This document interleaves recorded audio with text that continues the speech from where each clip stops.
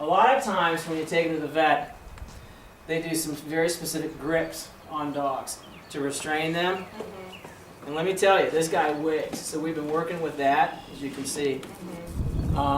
So basically, one of the things that they have to learn is to accommodate human touch without fighting.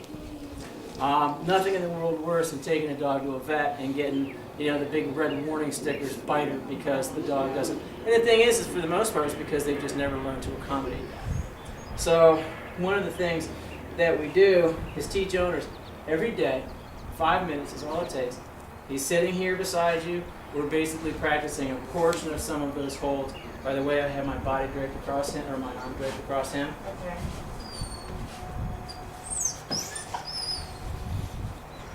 I thought we were past this. And again, the more they struggle, now he can lay down and collapse, that's fine. He's not allowed to resist. That's a form of resisting. Okay. Passive resistance, same thing. Sit.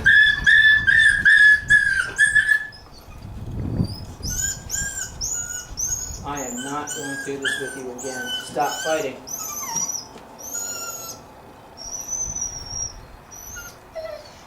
And again, I'm not twisting additionally hard or anything. All he's doing is resisting. This is painless. It really is painless. But he's flailing his head around and he's creating his own discomfort.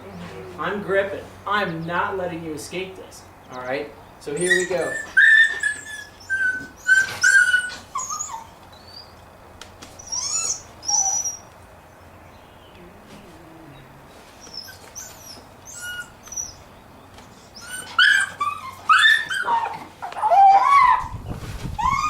Really?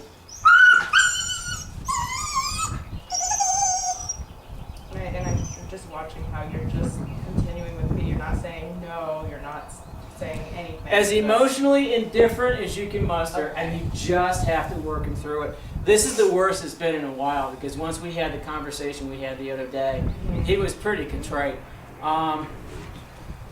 Good boy. And then you reward cooperation. Good dog. I can grip you anywhere on your body. You put up a fight, and I'm going to continue to resist. This is the same thing he's trying to do in reverse. Okay. Good. Yay! Very nice. You smell like stink. You need a bath. Good. Same thing with their hind legs. And again, the grip, the one thing that owners, when they send their dog back in the back at the vet, this is what happens to them. They're restrained. All right? Now, he's not putting up a fight now. The first time I did this to him, he tried to bite me in the face. And I'm like, you know what, sweetheart? Bad idea. Good boy. And the message has to be, stop resisting, get freed faster. Okay. Good boy. And then repeat. He put up a big struggle. Good. Yeah, right back in there. Good boy. Very nice. Yes. Okay, now you can go. Get off me. Chubby monkey. And again, it's not about being cruel to the dog. Right. It's about getting him to understand we don't put up that big of a fuss.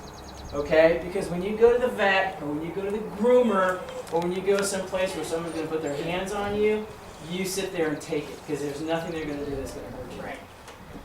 Good boy.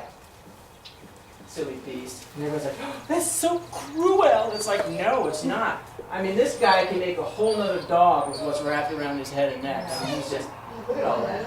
Good. And even just knowing that all he has to do is just Be relax. still. Yeah, and then it can stop. Yep. So it's fine. And that's one of the reasons why we put a prong collar on him was because, I know you're all excited, aren't you? Is because, out. Thank you. He doesn't know how to resist. I mean, all he knows is how to resist. He never learned how to cooperate. So when he was walking, what was happening is essentially every time he pulled, someone was pulling back. And he never learned how to escape. So we apply the direct pressure, then the pressure goes away. As soon as he relaxes, the pressure goes away. That's been the message all along. I don't want this guy on a prong collar for the rest of his life, but essentially what has to happen is until he starts learning that when you feel that pressure, it means stop resisting, he's on a device that enables him to understand that he is the only one who dictates the outcome of that behavior. Right. Make sense? Yes, absolutely. Direct pressure is direct pressure. I mean, whether I do it with my hand, good. And again, he shows no malice. It's not like I'm beating up on him. Right. He understands that as soon as I put my head or my hand on his head, it's not about the fight. It's about the cooperation and the acceptance of the fact that no one's going to hurt him.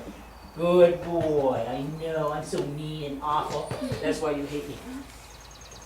Good boy. You are such a mess.